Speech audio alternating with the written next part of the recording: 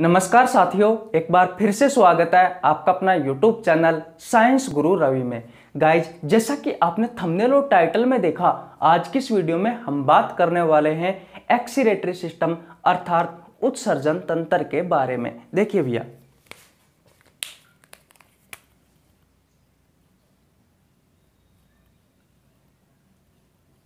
एक्सीरेटरी system अर्थात उत्सर्जन तंत्र। गाइस, सबसे पहले बात यह आती है कि भैया ये उत्सर्जन तंत्र होता क्या है। तो मैं आपको बता दूं, ऐसे अंगों का समूह है जो साथियों उत्सर्जन में सहायक हो। ऐसे अंगों के समूह को क्या कहा जाता है साथियों? उत्सर्जन तंत्र कहा जाता है। देखिए भैया, यहां पर क्या है? सिस्टम अर्थात तंत्र। तंत्र क्या होता है? तंत्र होता है साथियों अंगों का समूह। अंगों का समूह। और साथियों अंगों का समूह क्या कहलाता है? अंगों का समूह कहलाता है साथियों तंत्र। देखिए, मानव शरीर की सबसे छोटी इकाई होती है साथियों सेल। जब साथियों ये सेल यानी कि ये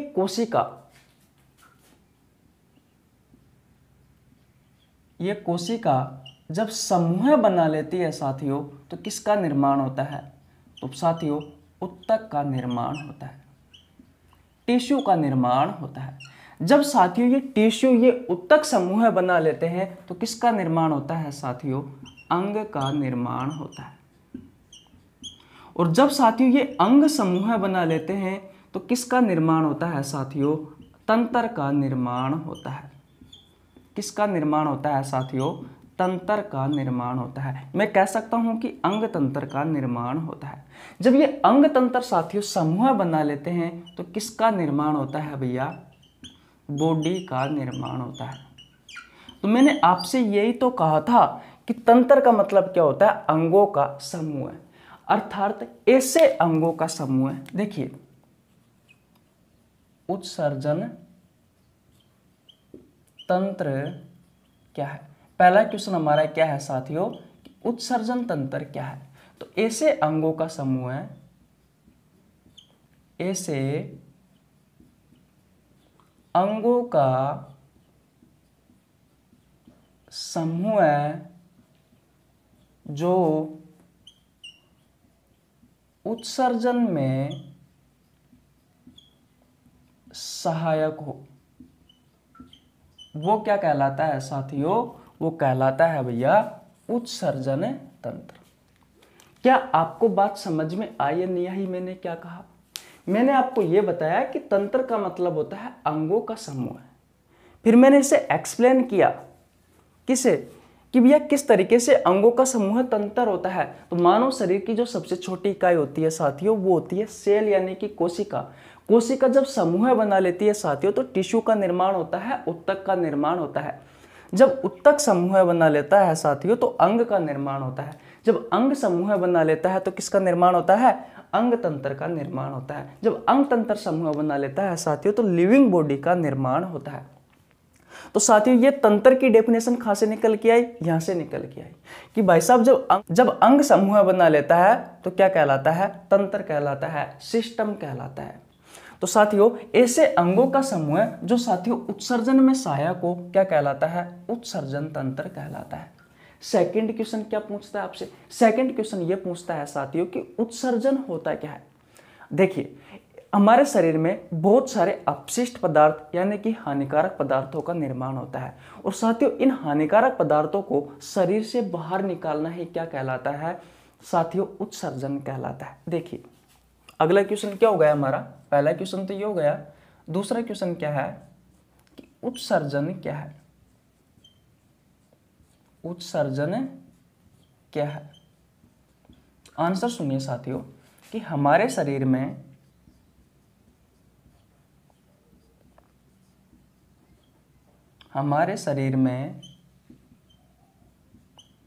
बहुत सारे अपशिष्ट पदार्थ, बहुत सारे अपशिष्ट पदार्थ या फिर मैं कह सकता हूं जहरीले पदार्थों का, अपशिष्ट पदार्थों का निर्माण होता है। अपशिष्ट पदार्थों का निर्माण होता है और इन अपशिष्ट पदार्थों को, इन अपशिष्ट पदार्थों को शरीर से बाहर निकालना ही क्या कहलाता है साथियों? उत्सर्जन कहलाता है। यही तो मैंने कहा था आपसे कि भैया आपके शरीर में बहुत सारे अपशिष्ट पदार्थों का निर्माण होता है और इन अपशिष्ट पदार्थों को शरीर से बाहर निकालना ही क्या कहलाता है साथियों? उत्सर्जन कहलाता है। तो अगर कोई आपसे क्वेश्चन पूछे कि उत्सर्जन तंत्र क्या है, तो ऐसे अंगों का समूह है साथियों जो उत्सर्जन में सहायक होता है। उन अंगों के समूह को क्या कहा जाता है? उत्सर्जन तंत्र कहा जाता है। सेकंड क्वेश्चन दोस्तों क्या है? सेकंड क्वेश्चन ये है कि उत्सर्जन क्या है? तो हमारे शरीर में बहुत सारे अपशिष्ट पदार्थ, हानिकारक पदार्थ, जहरीले पदार्थों का साथियों क्या होता है? निर्माण होता है और उन्हें साथियों शरीर से बाहर निकालना क्या कहलाता है? उत्सर्जन कहलाता है। अब साथियों बात यह आती है कि भैया ये जो अपशिष्ट पदार्थ है, ये जो हानिकारक पदार्थ है, इनका निर्माण हमारे शरीर में कैसे होता है? देखिए भैया तीसरा क्वेश्चन क्या है हमारा? अपशिष्ट पदार्थों का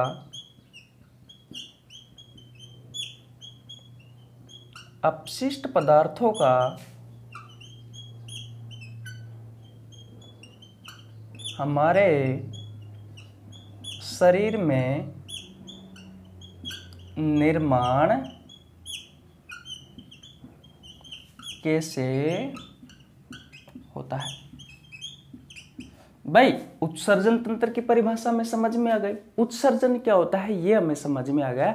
लेकिन भैया हमारे ये समझ में नहीं आया कि हमारे शरीर में ये अपशिष्ट पदार्थों का निर्माण कैसे होता है। इसके बारे में समझते हैं। देखिए भाई साहब, जब कोई दो चीजें आपस में जुड़ती है साथियों, तो किसी न किसी तीसरी चीज का निर्माण होता है। और साथियों जब किसी तीसरी चीज का निर्माण होता है तो उसके साथ में कुछ न कुछ वेस्ट पदार्थ जरूर बनता है। इस बात को आप मानते हो? तो साथी मैं लिख देता हूं। मैंने कहा कि ए और बी ये दो चीजें हैं साथियों, ये आपस में जुड़ी, और साथियों सी और डी ये तीसरी चीज का निर्माण हुआ। तो साथियों कुछ न कुछ साथ में एक वेस्ट पदार्थ का निर्माण होता है। तो साथियों ये जो वेस्ट पदार्थ है यही क्या है साथियों? यही अपशिष्ट पदार्थ है। यही क्या है? अपशिष्ट पदार्थ। दिख तो रहा है ना आपको? हाँ, यही क्या है साथियों? अपशिष्ट पदार्थ है। आपको पता है हमारे शरीर में बहुत सारी रासायनिक अभिक्रियाएं होती है। उनमें क्या होता है? दो चीजें आपस में जुड़ती भी है, टूटती भी है। तो साथियों जब दो चीजें आपस में जुड़ेगी तो किसी न किसी तीसरी चीज का निर्माण होगा और साथ ही साथ में कुछ न कुछ वेस्ट पदार्थ जरूर बनेगा। तो भाई साहब जो वेस्ट पदार्थ बना वही क्या है? वही साथियों अपशिष्ट पदार्थ है, वही हानिकारक पदार्थ है। और इसी हानिकारक पदार्थों को साथियों हमारे शरीर से बाहर निकाला जाता है। तो सबसे पहले आपको यह बताओ ये कहानी समझ में आई या नहीं आई? अगर आपने स्क्रीनशॉट नहीं लिया है साथियों तो भैया आप स्क्रीनशॉट ले लीजिए, मैं हट जाता हूं। बताओ साथियों आपको ये बात समझ में आई या नहीं आई? बोलो। अगर ये बात आपको समझ में आ गई है साथियों तो एक क्वेश्चन और करवा देता हूं। अगर आपसे क्वेश्चन पूछा जाए साथियों कि उत्सर्जन तंत्र का अध्ययन क्या कहलाता है, या फिर उत्सर्जन तंत्र का अध्ययन विज्ञान की जिस शाखा में डिटेल में किया जाता है उस शाखा को क्या कहा जाता है? उस शाखा को कहा जाता है साथियों यूरेटोलॉजी। यूरेटोलॉजी साथियों विज्ञान की वह शाखा है, यूरेटोलॉजी विज्ञान की वह शाखा है साथियों जिसमें उत्सर्जन तंत्र के बारे में डिटेल में जानने को मिलता है। बोलो ये बात समझ में आई नहीं आई आपको? अगर ये बात समझ में आ गई है साथियों तो स्क्रीनशॉट ले लीजिए। अब हम आगे चलते हैं। चले भैया आगे। ओके चलो।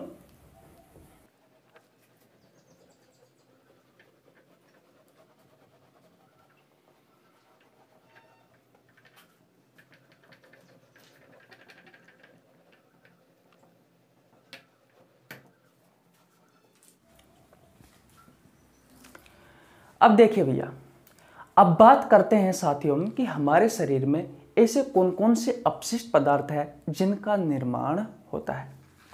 तो हेडिंग क्या लगाओगे आप, मानव शरीर में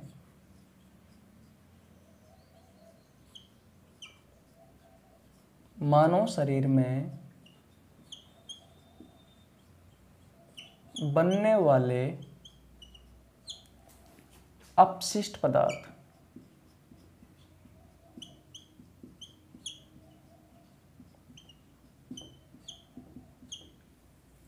देखिए भैया, पहला है CO2, carbon dioxide. Carbon dioxide.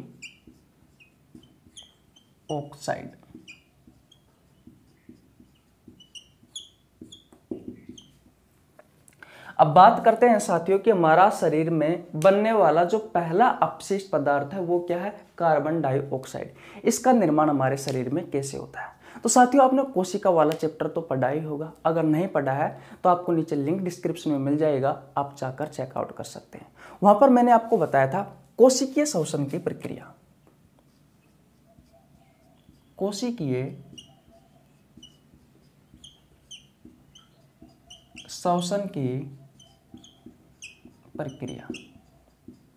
इस कोशिकीय श्वसन की प्रक्रिया में क्या होता है साथियों कि जो ग्लूकोज होता है C6H12O6, ये किसका सूत्र है साथियों, ये भैया ग्लूकोज का सूत्र है। इस ग्लूकोज को ऑक्सीजन की उपस्थिति में तोड़ा जाता है, कार्बन डाइऑक्साइड, जल और साथियों ATP का निर्माण किया जाता है। बात आती है कि ATP क्या है। तो साथियों, हमारे शरीर में जो ऊर्जा बनती है भाई साहब, वो ऊर्जा किस रूप में बनती है साथियों, वो ATP के रूप में बनती है। तो ATP यानी कि ऊर्जा को तो साथियों हम हमारे शरीर में कम ले लेंगे। लगभग हमारे शरीर में 68 से 70% किसकी आवश्यकता होती है साथियों, जल की आवश्यकता होती है। तो साथियों, हम जल भी हमारे शरीर में कम लेंगे। लेकिन साथियों, ये जो कार्बन डाइऑक्साइड है ये क्या है साथियों, ये अपशिष्ट पदार्थ है। ये क्या है भाई साहब, ये अपशिष्ट पदार्थ है। तो इस अपशिष्ट पदार्थ को साथियों शरीर से बाहर निकाला जाएगा। अगर साथियों ये कार्बन डाइऑक्साइड हमारे शरीर में रहा तो हमें क्या क्या नुकसान पहुंचा सकता है वो देखिए। पहली बात, हमें नींद ज्यादा आएगी। तो मैं कह सकता हूं कि निंद्रा अधिक होगी, निंद्रा, सुस्ती और साथियों कमजोरी महसूस होगी,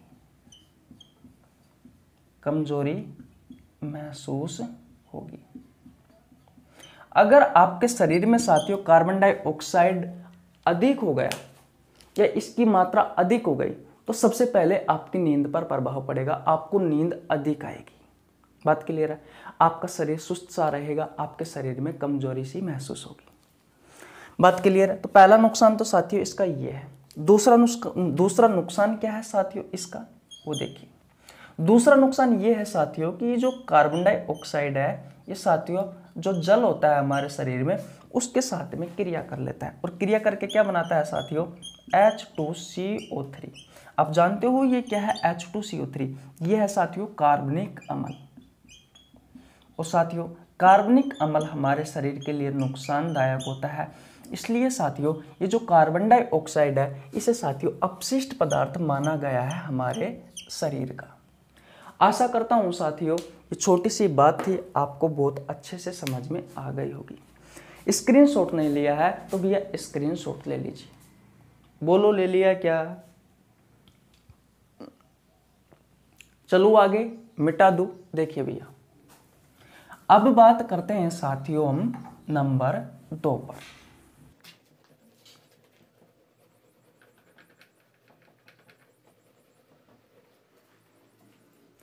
अब बात करते हैं भैया कि और हमारे शरीर में ऐसा कौन कौन सा अपशिष्ट पदार्थ है जिसका निर्माण होता है। तो भाई साहब नंबर 2 पर लगा लीजिए हम पसीना, स्वीट।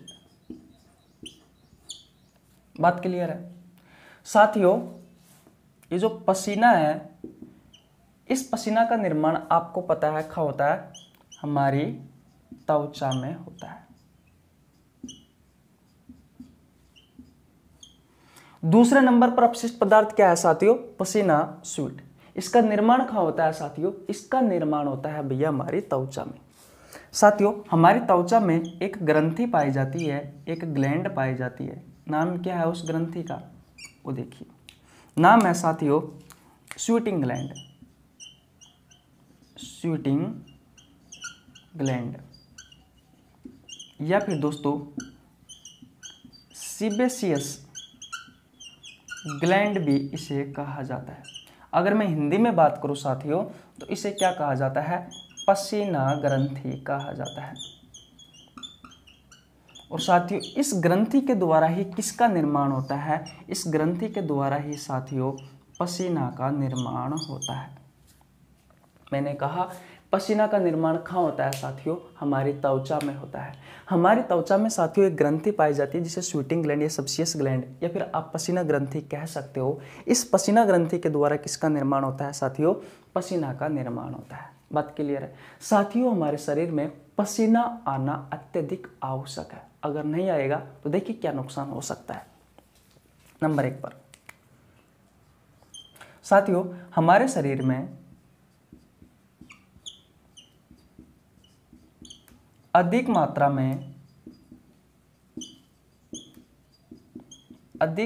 में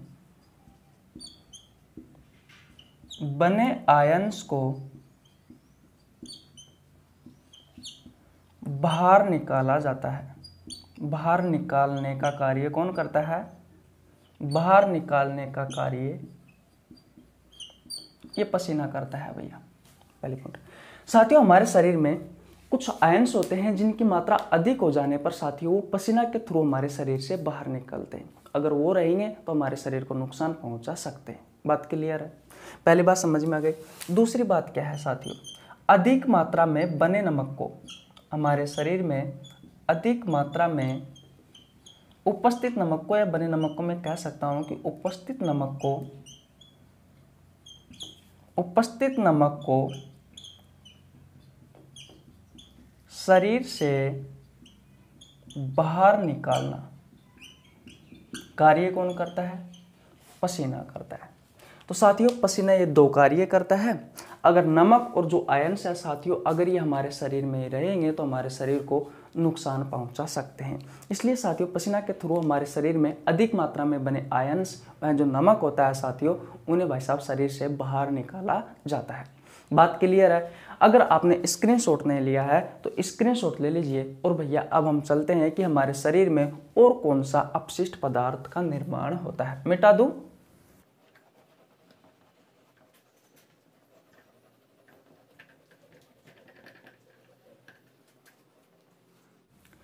अब बात करते हैं भाई साहब कि और हमारे शरीर में ऐसे कौन कौन से अपशिष्ट पदार्थ है जिनका निर्माण होता है।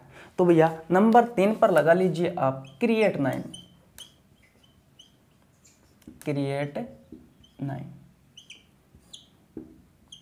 क्या है भैया क्रिएटिनाइन? देखिए तो साथ ही जो क्रिएटिनाइन होता है ये हमारे मूत्र में उपस्थित होता है। मूत्र में उपस्थित होता है।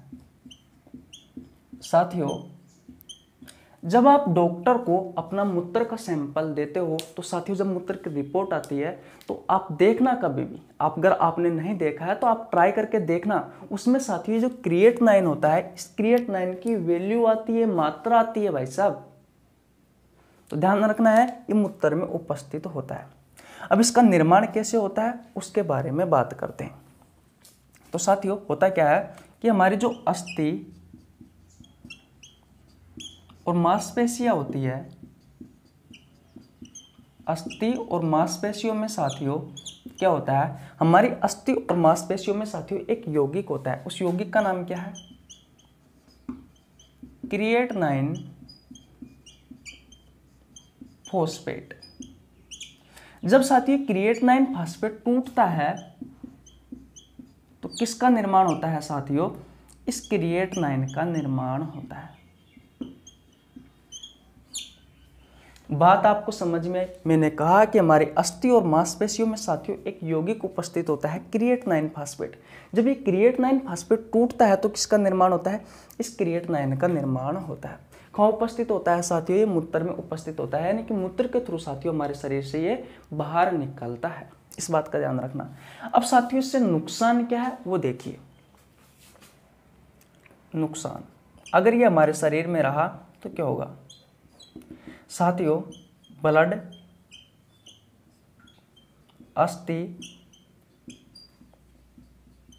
और मांसपेशियों में अगर साथियों इस क्रिएटिनाइन की मात्रा अधिक हो जाती है, अगर इस क्रिएटिनाइन की मात्रा अधिक हो जाती है तो साथियों नंबर 1 पर हमें नुकसान होगा, हमारे शरीर में हमें थकान महसूस होगी,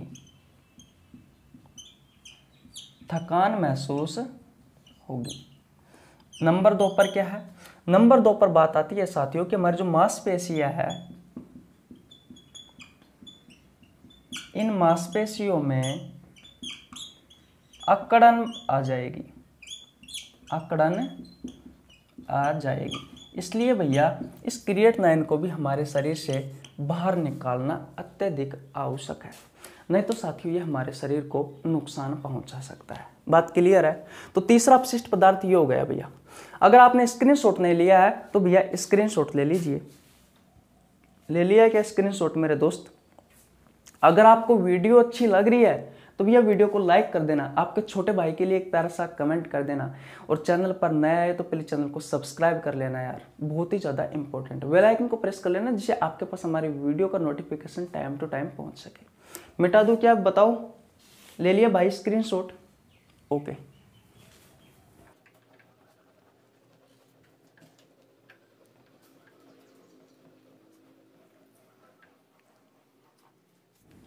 देखिए भैया अब हम बात करते हैं नंबर 4 पर कि भैया और हमारे शरीर में ऐसे कौन कौन से अपशिष्ट पदार्थ है जिनका निर्माण होता है।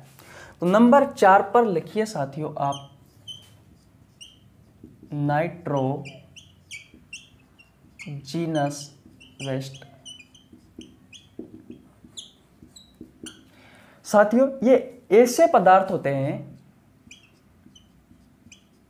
ऐसे अपशिष्ट पदार्थ होते हैं, ऐसे अपशिष्ट पदार्थ होते हैं जिनमें, ऐसे अपशिष्ट पदार्थ होते हैं जिनमें नाइट्रोजन की मात्रा, जिनमें नाइट्रोजन की मात्रा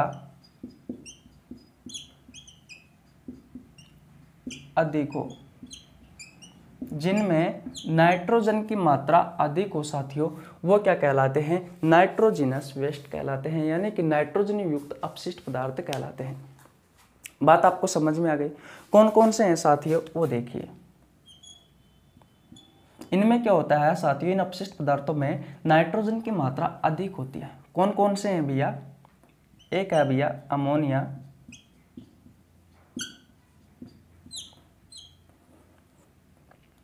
दूसरा है यूरिया, और तीसरा है भैया यूरिक अम्ल।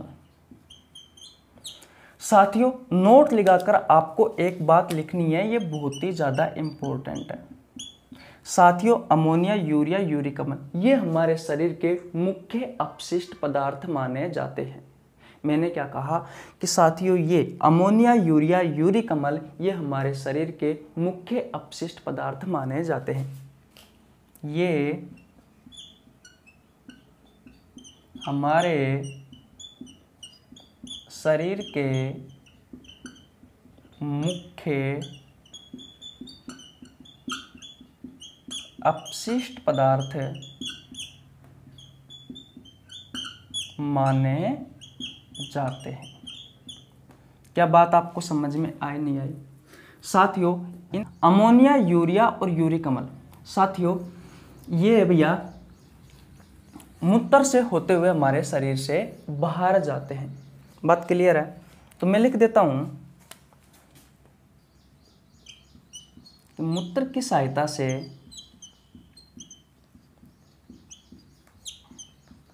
ये हमारे शरीर से बाहर जाते हैं।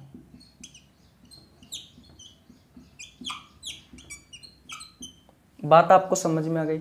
अगर साथियों ये हमारे शरीर में रहेगा अमोनिया, यूरिया और यूरिक अम्ल, तो साथियों में क्या नुकसान हो सकता है, वो नुकसान देखिए। साथियों ये हमारी जो किडनी होती है, इस किडनी को डैमेज कर सकते हैं। इसलिए साथियों ये बहुत ही ज़्यादा इम्पोर्टेंट है अमोनिया, यूरिया और यूरिक अम्ल को हमारे शरीर से बाहर निकालना। इस बात का आपको ध्यान रखना है, ये तीनों ही साथियों हमारे शरीर के मुख्य अपशिष्ट पदार्थ माने जाते हैं। तो बोलो आपको ये बात समझ में आई या नहीं आई, एक बार और रिवीजन करवाऊं। साथियों नाइट्रोजीनस वेस्ट ऐसे अपशिष्ट पदार्थ होते हैं जिनमें साथियों नाइट्रोजन की मात्रा अधिक होती है। कौन कौन से हैं? अमोनिया, यूरिया, यूरिक अम्ल। साथियों इन अपशिष्ट पदार्थों को हमारे शरीर के मुख्य अपशिष्ट पदार्थ माने गए हैं। कौन कौन से? अमोनिया, यूरिया और यूरिक अम्ल। मूत्र की सहायता से साथियों हमारे शरीर से बाहर निकलते हैं। इनसे नुकसान क्या है? तो साथियों ये हमारी किडनी जो होती है उस किडनी को डैमेज कर सकते हैं। अगर ये बात आपको समझ में आ गई है साथियों तो स्क्रीनशॉट ले लीजिए। और साथियों अब हम आगे चलते हैं।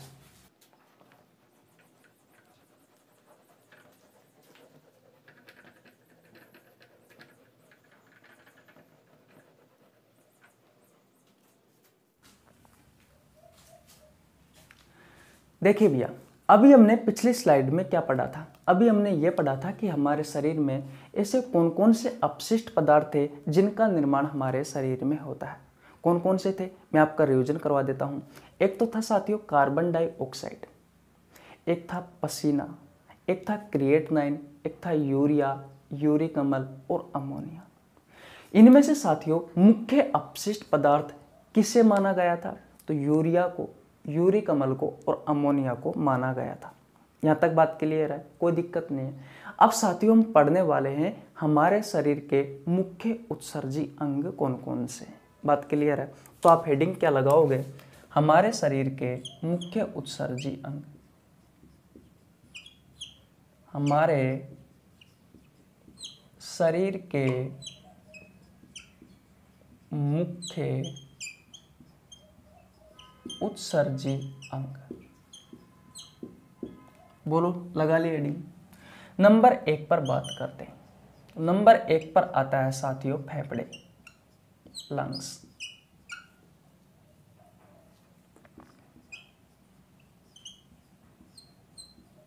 ये साथियों जो कार्बन डाइऑक्साइड है इसका निर्माण करते हैं। बात क्लियर है?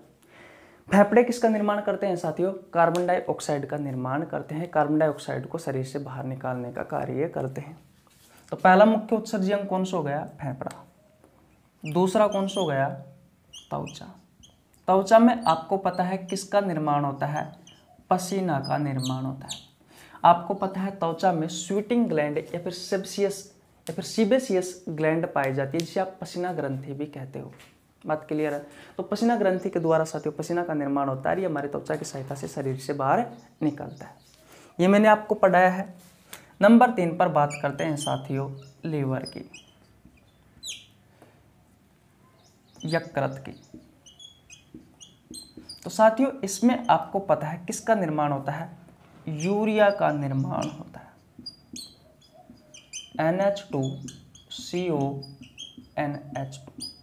ये साथियों क्या है? ये भैया यूरिया का सूत्र है। बात क्लियर है? NH2CONH2 कार्ब एमाइड साथियों इसका रासायनिक नाम होता है।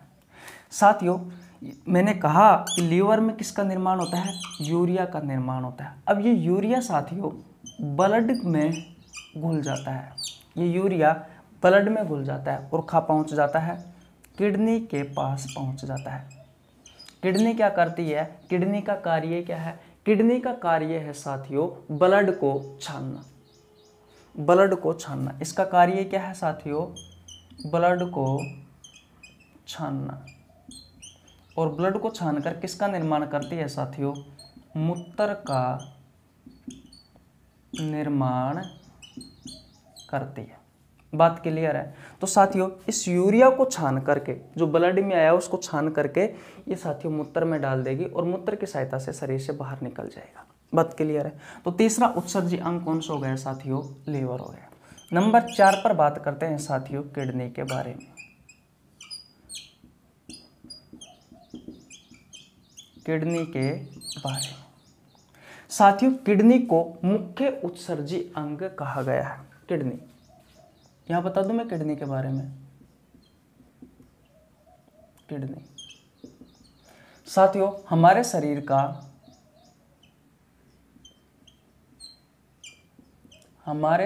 का मुख्य उत्सर्जी अंग है। मुख्य उत्सर्जी अंग कौन सा है साथियों? तो भैया किडनी है। क्या करता है ये भैया? ये मूत्र जो होता है, जो यूरिन होता है साथियों, जो यूरिन होता है इसका निर्माण करता है। भाई ब्लड को छानता है। मैंने आपको बताया किडनी का कार्य क्या है? ब्लड को छानना और मूत्र का निर्माण करना। तो ये किसका निर्माण करेगा? मूत्र का निर्माण करेगा। देखिए भैया मैंने आपको ये बता दिया कि हमारे शरीर का ये मुख्य उत्सर्जी अंग है। कौन? किडनी। अभी मूत्र में क्या क्या होता है वो देख लीजिए। तो साथियों इसमें हमारे मूत्र में कुछ तो अच्छी चीज़ें होती है और कुछ बुरी चीज़ें होती है। सबसे पहले बात करते हैं बुरी चीज़ों के बारे में। तो होता है यूरिया, जो हमारे शरीर के लिए नुकसानदायक होता है। यूरिक अम्ल, अमोनिया और साथियों क्रिएटिनिन। ये क्या है साथियों? ये हमारे शरीर के लिए नुकसानदायक चीज़ें हैं साथियों, इसलिए हम इन्हें शरीर से बाहर निकालते हैं। मूत्र में अच्छी चीज़ क्या है? तो साथियों जल है, ग्लूकोज है और साथियों अमीनो अम्ल है। ये हमारे शरीर के लिए साथियों नुकसानदायक नहीं होते, इसलिए साथियों हम इनका पुनः अवशोषण कर लेते हैं। अगर ये मूत्र में भी आ जाते हैं साथियों तो इनका पुनः अवशोषण कर लेते हैं। तो ये क्या है? ये अच्छे हैं साथियों हमारे शरीर के लिए, और साथियों ये खराब है, नुकसानदायक है। बात क्लियर है? तो अच्छी चीज़ों को साथियों हमारा शरीर है वो एब्जॉर्ब करता है, अवशोषण करता है। बात क्लियर है? तो साथियों इस चैप्टर में हम किसके बारे में पढ़ेंगे? इस चैप्टर में हम साथियों डिटेल में किडनी के बारे में पढ़ेंगे, क्योंकि मैंने आपको कहा था कि हमारे शरीर के जो मुख्य अपशिष्ट पदार्थ है वो कौन कौन से हैं? वो है यूरिया, यूरिक अम्ल और अमोनिया। और साथियों इनका निर्माण, इनको छानकर कौन अलग करता है? हमारी किडनी अलग करती है। किडनी को ही साथियों हमारे शरीर का मुख्य उत्सर्जी अंग माना गया है। इस वजह से साथियों आपको ध्यान रखना है, हम इस चैप्टर में डिटेल में किसके बारे में पढ़ेंगे? किडनी के बारे में पढ़ेंगे। किडनी का कार्य क्या है? तो ब्लड को छानना और साथियों मूत्र का निर्माण करना। साथियों आपको ध्यान रखना है, इस चैप्टर में हम किसके बारे में पढ़ेंगे डिटेल में? साथियों हम किडनी के बारे में पढ़ेंगे। तो बोलो आपको ये बात समझ में आई या नहीं आई? आ गई हो तो स्क्रीनशॉट ले लीजिए, फिर मैं आपका एक बार और रिवीजन करवा दूं, जिससे साथियों आपको और अच्छे से समझ में आ जाए। बोलो भैया ले लिया क्या स्क्रीनशॉट? अब देखिए पिछली स्लाइड में हमने क्या पढ़ा था? अपशिष्ट पदार्थों के बारे में पढ़ा था कि हमारे शरीर में ऐसे कौन कौन से अपशिष्ट पदार्थ है जिनका निर्माण होता है। उसके बारे में हम बात करते हैं साथियों उत्सर्जी अंगों के बारे में, यानी कि हमारे शरीर में ऐसे कौन कौन से उत्सर्जी अंग है साथियों जो अपशिष्ट पदार्थों का निर्माण करते हैं। नंबर 1 पर बात करते हैं साथियों फेफड़े की, जो कार्बन डाइऑक्साइड का निर्माण करता है। त्वचा पसीना का निर्माण करती है। जो लीवर है साथियों, ये लीवर यूरिया का निर्माण करता है। फिर साथियों ये यूरिया होता है, ये ब्लड में घुल करके किडनी के पास पहुंच जाता है, किडनी से छान करके मूत्र में डाल देती है। ये मूत्र के रास्ते से मूत्र में होते हुए साथियों हमारे शरीर से बाहर निकल जाता है मूत्र रास्ते से। बात क्लियर है? नंबर 4 पर बात करते हैं साथियों किडनी की। तो हमारे शरीर का जो मुख्य उत्सर्जी अंग है साथियों वो क्या है? किडनी। किसका निर्माण करती है? मूत्र का निर्माण करती है। बात क्लियर है? हमारे मूत्र में साथियों बहुत सारी ऐसी चीजें होती है जो अच्छी होती है, और बहुत सारी ऐसी चीजें होती है साथियों जो हमारे शरीर के लिए नुकसानदायक होती है। अच्छी चीजें कौन कौन सी है? तो भैया जल है, ग्लूकोज है और अमीनो अम्ल है। ये अच्छी चीज होती है साथियों। ये मूत्र में पहुंचने के बाद भी, जब मूत्र बन रहा होता है साथियों, तो मूत्र में पहुंचने के बाद भी साथियों इसका पुनः अवशोषण कर लिया जाता है हमारे शरीर में। क्योंकि अच्छी चीज़ें हैं, हमारे शरीर के लिए नुकसानदायक नहीं है साथियों। इस वजह से ये साथियों नुकसानदायक है, इसलिए इसे मूत्र की सहायता से शरीर से बाहर निकाल दिया जाता है। मूत्र के साथ साथ इनको, यूरिया को, यूरिक अम्ल को, अमोनिया को और क्रिएटिनिन को। मैंने आपको बताया कि साथियों इस अध्याय में हम डिटेल में किडनी के बारे में पढ़ते हैं, क्योंकि किडनी ही साथियों हमारे शरीर का मुख्य उत्सर्जी अंग माना गया है। क्योंकि साथियों जो मुख्य अपशिष्ट पदार्थ है हमारे शरीर के, कौन कौन से, यूरिया, यूरिक अम्ल और अमोनिया, क्रिएटिनिन भी साथियों अपशिष्ट, मुख्य अपशिष्ट पदार्थों में ही आता है। तो इन्हें साथियों शरीर से बाहर कौन निकालता है भैया, किडनी निकालती है। किडनी इन्हें अलग करने का कार्य करती है। इस वजह से साथियों हम इस चैप्टर में किडनी के बारे में पढ़ते हैं डिटेल में, क्योंकि ये हमारा मुख्य उत्सर्जी क्या है, अंग है। अगर आपको इतनी सारी बातें समझ में आ गई है साथियों तो स्क्रीनशॉट ले लीजिए और भैया अब हम आगे चलते हैं। चले भैया, मैं आपको बता दूं साथियों ये वीडियो सभी प्रतियोगी परीक्षाओं के लिए उपयोगी है। चाहे आप 9th की, 10th, 11th, 12th कोई सी भी क्लास की तैयारी कर रहे हो या कोई सी भी एग्जाम की तैयारी कर रहे हो जिसमें बायोलॉजी आती है साथियों, आप पढ़ सकते हो। आपको बहुत अच्छा कंटेंट उपलब्ध कराने वाला हूं और आपने अब तक देख लिया होगा साथियों कि मैं आपको कितने अच्छे तरीके से बिल्कुल आसान भाषा में, बिल्कुल आसान शब्दों में समझाता हूं। कंटेंट देखना है साथियों तो मेरी एक क्लास देख लेना और ये चैप्टर देख लेना। अगर इस चैप्टर में आपको मेरा कंटेंट में कमी लगे साथियों तो आप मेरी क्लास देखना ही मत। लेकिन अगर अच्छी लगती है साथियों तो प्लीज चैनल को सब्सक्राइब कर लेना यार, बहुत ज्यादा मेहनत लगती है। बोलो मिटा दूं आगे चले, अब हम आगे भी पढ़ना है साथियों में।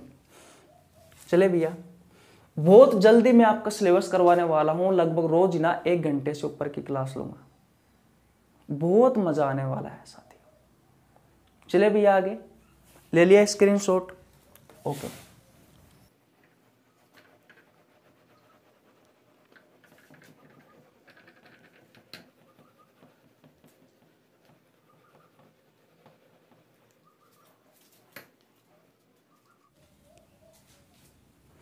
देखिए भैया, अब मेरे को आप ये बताओ कि मुख्य अपशिष्ट पदार्थ कौन कौन से हैं। तो मैंने आपको क्या क्या बताया था, एक तो था साथियों यूरिया, एक था साथियों अमोनिया और एक था यूरिक अम्ल। बात क्लियर है। तो साथियों अब ध्यान रखना है, अपशिष्ट पदार्थों के आधार पर जो सजीव है साथियों, उन सजीवों को 4 भागों में बांटा गया है। मैंने क्या कहा, मैंने ये कहा कि अपशिष्ट पदार्थों के आधार पर सजीवों को कितने भागों में बांटा गया है, 4 भागों में बांटा गया है। तो आप हेडिंग लगा लीजिए साथियों,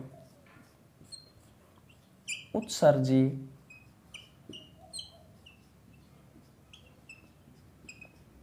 पदार्थों के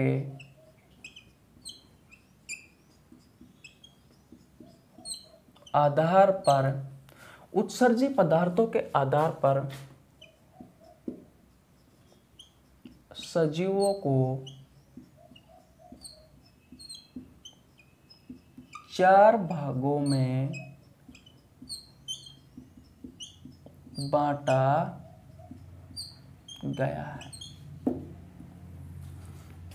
नंबर 1 की बात करते हैं। नंबर 1 पर आता है साथियों अमोनोटेलिक।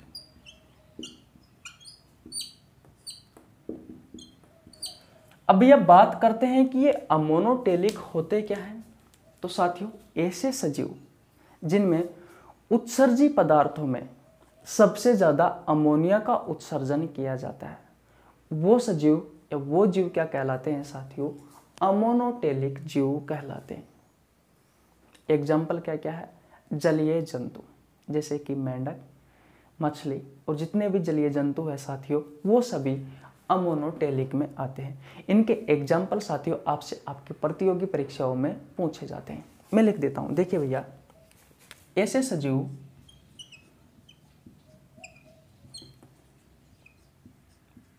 सजीव जिनमें उत्सर्जी पदार्थों में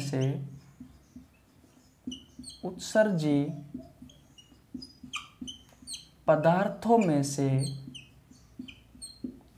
सबसे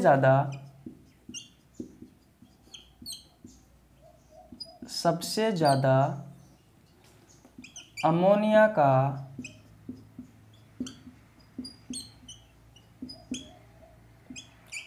उत्सर्जन करते हो, सबसे ज्यादा अमोनिया का उत्सर्जन करते हो, उन जीवों को क्या कहा जाता है साथियों? उन्हें अमोनोटेलिक कहा जाता है। मैं लिख देता हूं, उन्हें अमोनोटेलिक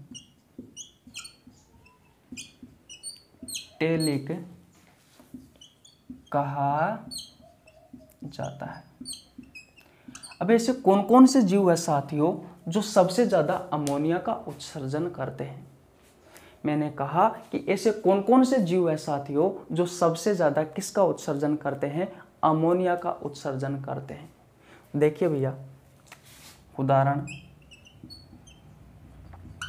उदाहरण है साथियों जलीय जीव।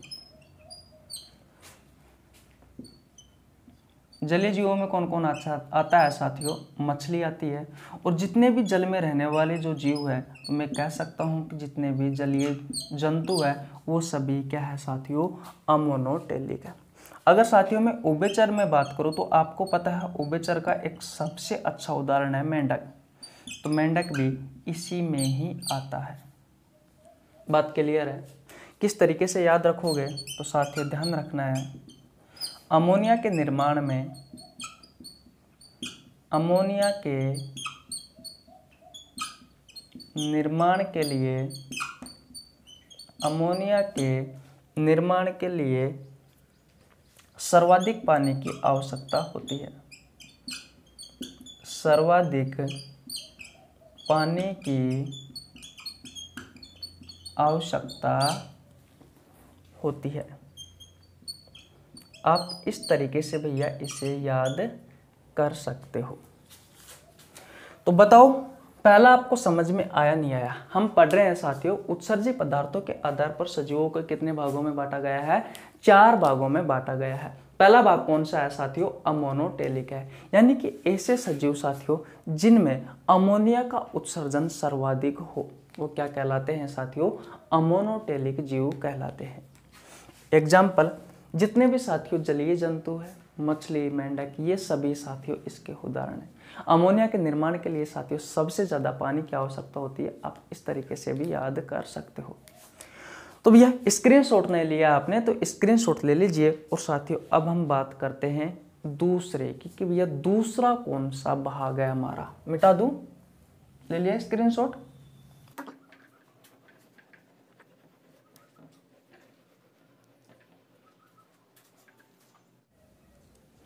देखिए भैया, अब हम नंबर 2 पर बात करते हैं यूरियोटेलिक की।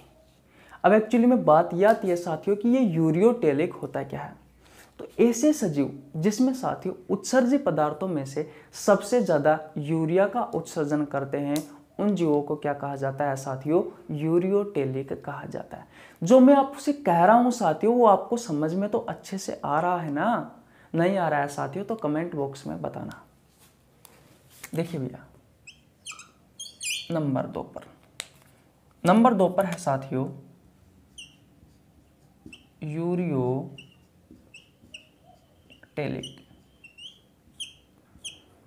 यूरियोटेलिक क्या होता है साथियों? तो ऐसे सजीव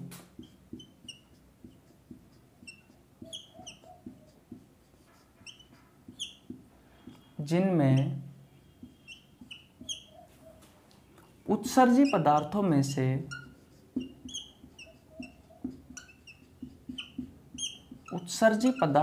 से यूरिया का उत्सर्जन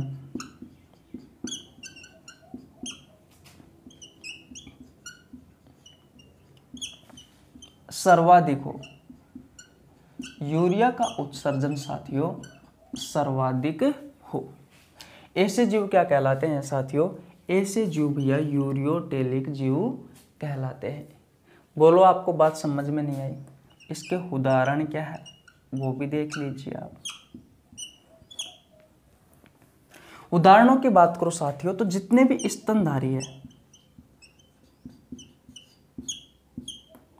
वो सभी किस में आते हैं साथियों? वो सभी यूरियोटेलिक में आते हैं। स्तनधारी का मतलब क्या है? जो माँ अपने बच्चे को दूध पिलाती है साथियों, ऐसे जीव जिनमें साथियों माँ अपने बच्चे को दूध पिलाती है साथियों, वो सभी स्तनधारी में आते हैं, जैसे कि गाय, भैंस, घोड़ा, बकरी और साथियों मनुष्य भी इसी में आता है। साथियों आपसे आपके प्रतियोगी परीक्षाओं में पूछा जा सकता है कि गाय निम्न में से किसका उदाहरण है। आपको ऑप्शन में हो सकता है अमोनोटेलिक, यूरियोटेलिक, यूरिकोटेलिक, गुआनोटेलिक या फिर गुआनिन। तो ध्यान रखना है साथियों, आपको जो राइट आंसर देना है वो देना है यूरियोटेलिक। तो बोलो यह बात आपको समझ में आई या नहीं आई। अगर बात समझ में आ गई है साथियों तो स्क्रीनशॉट ले लीजिए। फिर हम आगे चलते हैं नंबर तीसरे पार्ट की। ले लिया भैया स्क्रीनशॉट, मिटा दूं क्या? ओके।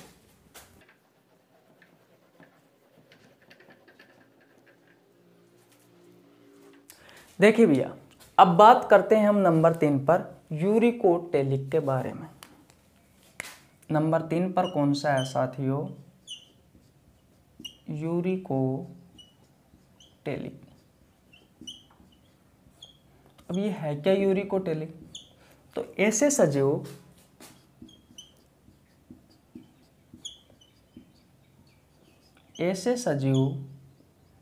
जिनमें उत्सर्जी पदार्थों में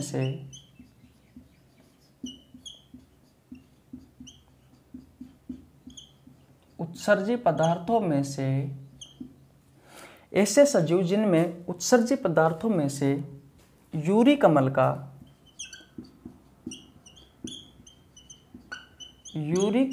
का उत्सर्जन सर्वाधिक हो, क्या कहलाता है साथियों? यूरिकोटेलिक कहलाता है। अब इसके उदाहरण कौन कौन से हैं? तो इसके उदाहरण है साथियों पक्षी और भैया सरीसृप। सरीसृप में कौन कौन आता है? तो भैया सांप आता है।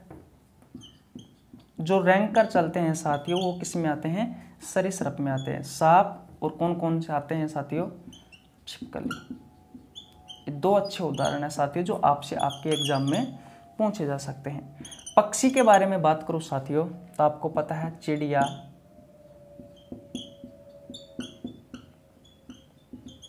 कबूतर, मोर। ये क्या है सभी? ये साथियों यूरिकोटेलिक जीव है। मैंने कहा कि ऐसे सजीव जिनमें साथियों उत्सर्जी पदार्थों में से यूरिक अम्ल का सर्वाधिक उत्सर्जन हो, वो क्या कहलाते हैं?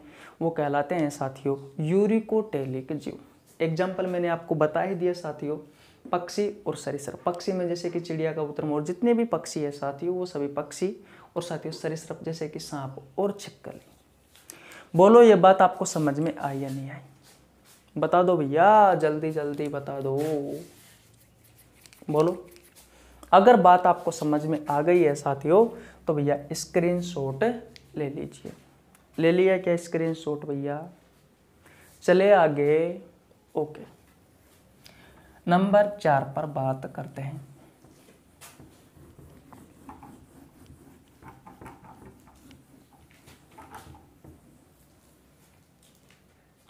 देखिए भैया, अब बात करते हैं हम नंबर 4 पर।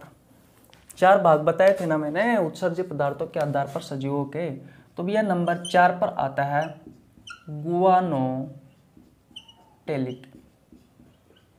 गुआनोटेलिक क्या होता है?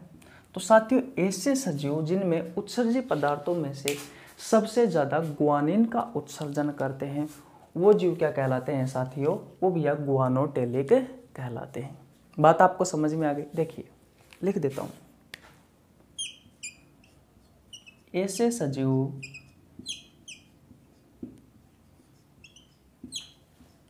जिनमें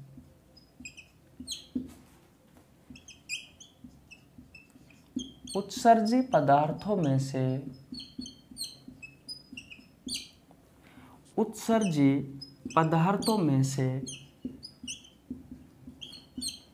सबसे अधिक गुआनिन का